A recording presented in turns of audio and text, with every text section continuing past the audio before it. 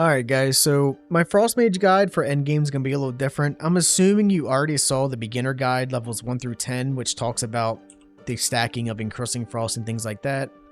So we're going to break down this build because it's a little different, mainly with gear.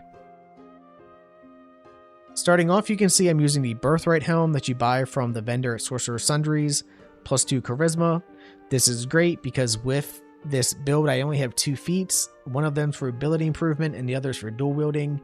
So with the hags here, this gets you to 22 Charisma, giving you a plus 6 to your Charisma.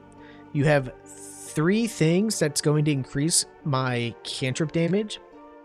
My chest piece and my neck piece will increase cantrips equal to your casting modifier. And in this case, it's Charisma, giving me 12. Dragon Accessory gives me cold damage equal to my casting modifier, so now I'm at 18. I get Morning Frost, another plus 1 damage, 19 damage.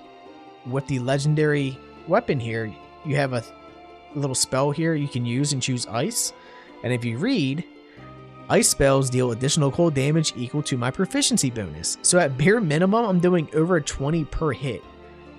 And Ray of Frost, as you can see, already does 3d8 anyway, on top of the other damage. So it's really, really powerful.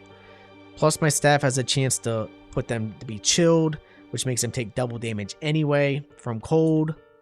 Really strong. I have 2 ways of doing encrusting frost. From my staff here, it does encrusting frost as well. But my gloves, the Winter's Clutches, also will inflict encrusting frost. So at bare minimum, I'm doing like 3 stacks just from myself alone. I have another pair of Winter's Clutches that you get in Act 3, since these were from Act 1, that I gave to my Frost Knight. So he's also stacking chilled from his weapon and encrusting frost, which is great because chances are things are probably going to die unless they're bosses before you get this stacked up to 7. But when you do, they must make a saving throw, and if they fail, they become frozen. Really fantastic. If they are frozen, for those who don't know, frozen targets end up taking double damage from bludgeoning, thunder, or force, but then removes the ice. This is fantastic because you have really powerful force spells, for example, like Artistry of War, which I learned from a scroll since I am part wizard with this build. You can see I'm 2 points wizard. But the weapon your Frost Knight uses, if you follow that guide, is bludgeoning, so really, really strong. I'm using boots right here, just because whenever I inflict a condition, they get reverberation as well, which is just a stacking debuff to knock them prone and do damage. I'm using the Coruscation Ring in combination with the Kalos Glow Ring. You don't have to use this. If you don't want the Kalos Glow Ring, a recommendation I would say is to use the debuffing ring, one that kind of like puts mental fatigue on the enemy when they fail a saving throw. They get mental fatigue for 2 turns, giving them a -1 to wisdom, intelligence, and charisma. I think personally this pairs best with my Mage Knight, because the Mage Knight, which is going to be for Frost, because I have multiple versions, Frost, Fire, and stuff like that. The Frost version is great because he can do enchantment spells as a bonus action after attacking. So like Hold Person and other CC spells are really great, and having negative modifiers to their saving throws is nice, which is why I like that ring. But for the most part, the gear is all the same, and then I'm using the bow for free haste that you get from Daemon in Act 2.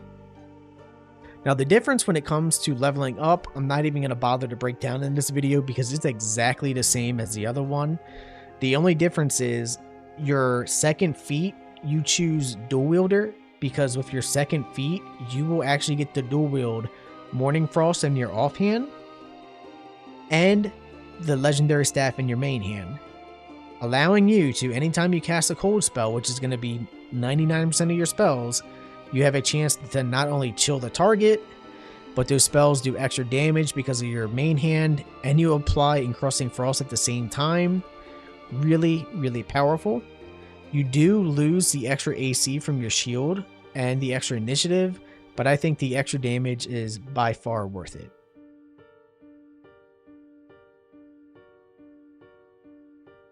And I'm sure if you did see my Frost Knight video, you kind of understand how this is going to work. But let's open up with Quicken Spell, or not Quicken, I'm sorry, Twin Spell, so I can put haste on myself and my good old Frost Knight buddy. Let's go into turn-based mode. I'm going to have my Frost Knight come up.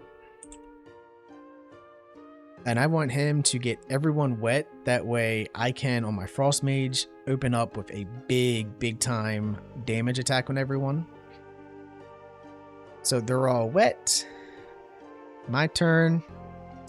You can see from the wet status, they take double damage from cold and lightning, which is really nice. Even though my Frost Knight does have the ability for Winter's Clutches as well for encrusting frost, and his weapon can apply chilled as well. Just from that alone, all these enemies are now wet, so it's on-demand double damage, which means I can use Arcane Battery, Quicken Spell, and I can upcast any of my spells if I want to a really devastating amount. So let's go with Ice Storm, rank 6 since it's considered free, and one-shot all these guys. And you can see they're all dead. They're all frozen solid. I just killed them.